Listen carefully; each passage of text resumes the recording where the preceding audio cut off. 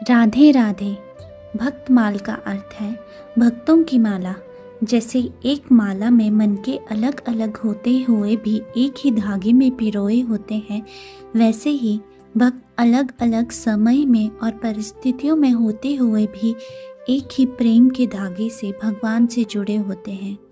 आज हम ऐसे ही एक परम भक्त करमेती बाई के हृदय को समझने का प्रयास करेंगे।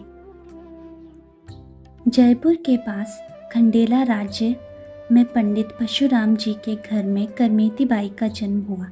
बचपन से ही उनका मन संसारिक खेलों में नहीं लगता था। वह जब भी श्री कृष्ण का कीर्तन करती थी तो सुध बुध खो बैठती थी। कभी हाँ नाथ कहकर बिखलाती, तो कभी कीर्तन करते हुए नाचने लगती और कभी प्रेम में खिलखिलाकर हंसने लगती। उनकी इस अवस्था को देखकर माता पिता कभी परेशान नहीं होते थे, बल्कि उनकी यह अलौकिक भक्ति देख के बहुत खुश होते थे। उन्हें लगता था कि उनकी बेटी पर साक्षात ईश्वर की कृपा है। नन्ही सी बच्ची के मुख को ऐसी व्याकुलता भरी पुकार सुनकर पूरे घर का वातावरण भक्तिमय हो जाता था। जैसे जैसे करमेती बाई बड़ी हुई, समाज की मर्यादाओं के कारण माता पिता ने उनका विवाह कर दिया। पर करमेती का हृदय तो पहले से ही वृंदावन बिहारी के समर्पित हो चुका था। जब ससुराल वाले उन्हें लेने आए तो करमेती बाई का मन व्याकुल हो उठा। उनके भीतर एक ही प्रश्न था, जिस हृदय पर केवल मेरे श्याम सुंदर का अधिकार है, उसे मैं संसारिक रिश्तों की बेड़ियों में कैसे जकड़ दूं। आधी रात का समय था। जब सब सो रहे थे, करमेती बाई ने संसार के सभी मोह माया के बंधन तोड़ दिए और घर से निकल पड़ी।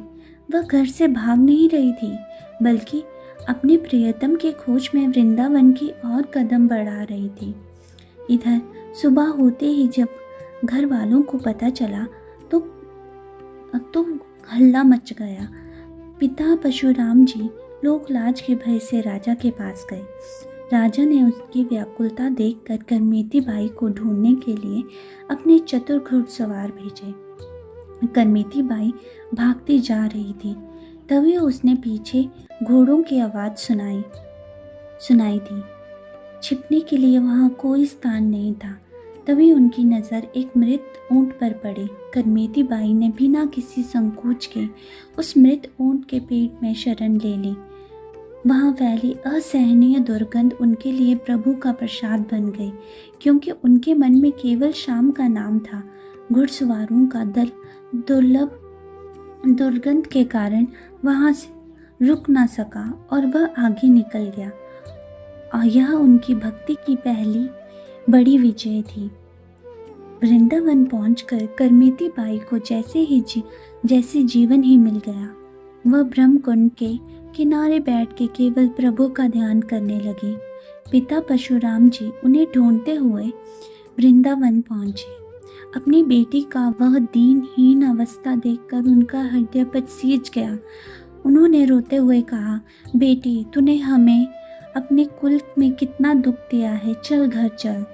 तब करमेती बाई ने अत्यंत गंभीरता और वैराग्य के स्वर में कहा, पिताजी, जो व्यक्ति एक बार वृंदावन आ गया उसके लौटने का मार्ग बंद हो जाता है। मैं तो व्रज राजकुमार के प्रेम में डूब कर मर चुकी हूँ। जो मर चुका हो उसका शरीर तो संसार में दिखता है, पर वह बंधनों में वापस नहीं लौट सकता। उसके इस शब्दों में इतना सत्य था कि पिता का अहंकार और मोह उसी क्षण मिट गया। जब यह समाचार कि पंडित जी की पुत्री ने सब कुछ त्याग दिया है तो खंडेला के राजा तक पहुंचा, तो राजा को आश्चर्य हुआ। वो स्वयं करमेती बाई के दर्शन करने वृंदावन आए। वहां पहुंचकर जब उन्होंने करमेती बाई की अखंड साधना देखी तो राजा का हृदय नतमस्तक हो गया। राजा ने हाथ जोड़कर उनसे निवेदन किया, माता, मैं आपके लिए एक कुटिया बनवाना चाहता हूँ, ताकि आप बिना किसी कष्ट के यह भजन कर सके। करमेती बाई की स्वीकृति पाकर राजा ने उसके लिए कुटिया बनवाई। वह कुटिया केवल ईंट पत्थर का निर्माण नहीं, बल्कि वह एक भक्त के प्रति राजा की श्रद्धा का प्रतीक बन गया। करमेती बाई का जीवन हमें सिखाता है कि भक्ति कोई दिखावा नहीं बल्कि संसार के प्रति, मृत्यु और प्रभु के प्रति जीवंता का नाम है। जो व्यक्ति मैं और मेरे का त्याग कर देता है, उसके लिए पूरा संसार ही वृंदावन बन जाता है।